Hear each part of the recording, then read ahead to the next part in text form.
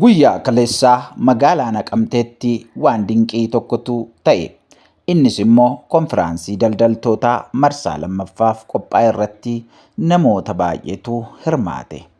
Egaa akkuma isin argaa jirtan kantiibaa magaalaa Naqamtee kan ta'e obbo Masarat yeroo inni waldaa araaraa dhaqee Waaqayyoon kadhatu raajiin Masaratis Waaqayyoon kadhataniif argine.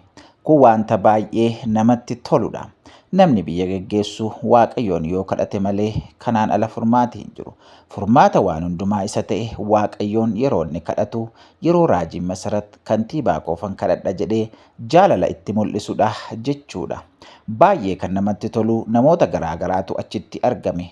Boleessi keenya Habtaamuu Lamuu akkasumas Caalaa Bultumeellee achi turani. Namoota daldaltoota gosa garaagaraatu magaalaa sanatti argame Waaqayyoon egaa kadhachaatii ture. Waaqayyoon kadhachuun furmaata waan hundumaa akka ta'e namni hundumtuu beekee yeroo akkasittiin Waaqayyoon kadhatu wanta baay'ee nama gammachiisudha. Gammachuun kana caalu hin jiru. Waaqayyoon kadhachuu keessa gammachuu guddaatu jira.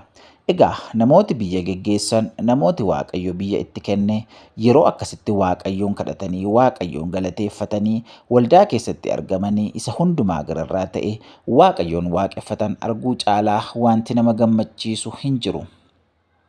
Sababiin isaa immoo Waaqayyo furmaata waan hundumaa wanta ta'eef egaa namooti iddoo garaagaraatii hojjettan keessumatti aangoo garaagaraa qabdan egaa warroota kanarraa baradhaa isiniin jenna. Waaqayyoon waaqessuun Waaqayyoon mana Waaqayyootti dhaqanii jajachuun jaallachuun egaa waan hundumaa caala jechuudha. Sababiin immoo egaa yoo Waaqayyo biyya geggeesse malee namni ofiisaatii homaa gochuu hin danda'u waan ta'eef jechuudha. Kanaaf egaa raajii Masaratiin immoo galatoomaa ittiin jenna. Namoota akkasiitii barbaanna. Egaa kantiibaa magaalaa Naqamtees dhugaadhumatti hojii gaariirraa nama jirudha.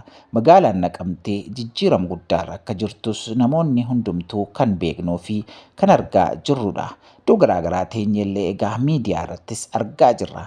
Magaalaan Naqamtee magaalaa lixa Oromiyaa keessaa baay'ee guddina irra jirtuu fi magaalaa bareedduu taateetii jirti. Kun immoo egaa bu'aa nama kanaadha. Namni Waaqayyoo kun akkuma hojjechaa jiru gara fuulduraattiif illee akka Waaqayyo isa gargaaruuf Waaqayyoon kadhataa jira jechuudha. Mana Waaqayyoo keessa taa'anii immoo egaa salphachuun qaana'uun lafa laaluun hin jiru. Guddina malee jechuudha. Isa kanaaf egaa namni kun yeroo akkasittiin Waaqayyoon dhaqee kadhatuu fi galateeffatu argineetu nutti tollee isiniif qoonne. Egaa namoonni hundumtuu isa kanarraa baradhaa. Aangoon keenya wanta nuti hojjennu hundumtuu Waaqayyoon gadidha. Waan hundumaa gararraa kan ta'e Waaqayyoon waaqeffachuudha jechuudha. Egaa namoonni hundumtuu isaan kanarraa barannee lafa jirrutti Waaqayyoon jajachuu Waaqayyoon galateeffachuu habarruun dhaamsa keenya jechuudha. Egaa hordoftoota keenya wantoota akkasii argachuudhaaf egaa namoonni maatii keenya hin taane immoo subscribe gochuudhaan maatii nuuf ta'aa isiniin jenna. Isin jaallanna baay'ee isin kabajna. Lafa hundumaatti egaa yeroo isin hojii hojjettan yeroo kamittuu waan babbareedaa akkasii information akkasii isin qaqqabsiisna wanta ta'eef namoonni subscribe hin goone subscribe gochuudhaan hiriyoota keessaniif qooduudhaan maatii nuuf ta'aa isiniin jenna.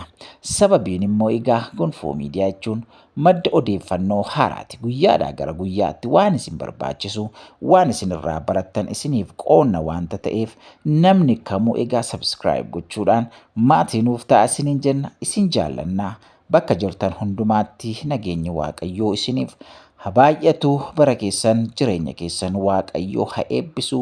Isin jaallannaa guddaa galatoomaa eebbifamaa.